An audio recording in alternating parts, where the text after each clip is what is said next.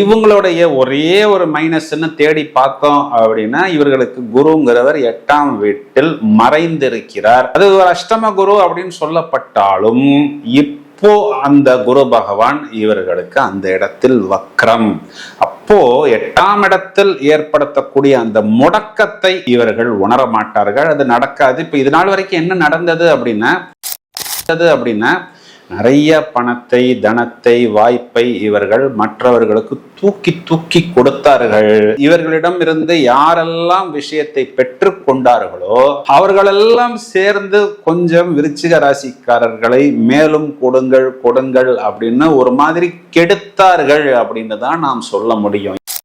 இவர்களுக்கு இந்த பிரச்சனைகள் எல்லாம் எங்கிருந்து வந்தது அப்படின்னா, இது நாள் வரை இவர்களுக்கு இருந்த அந்த அஷ்டம சனி அப்படிங்கிறது இவர்களுடைய கடனை வளர்த்தது. கடனை மட்டும்தான் வளர்த்துச்சா அப்படின்னு பார்த்தோம்னா, பம்பு, வழக்கு, நோய், எதிரி, ஒரு பிரச்சனை முடிஞ்சா அடுத்த பிரச்சனை, அது முடிஞ்சா அடுத்த பிரச்சனை அப்படிங்கிற மாதிரி.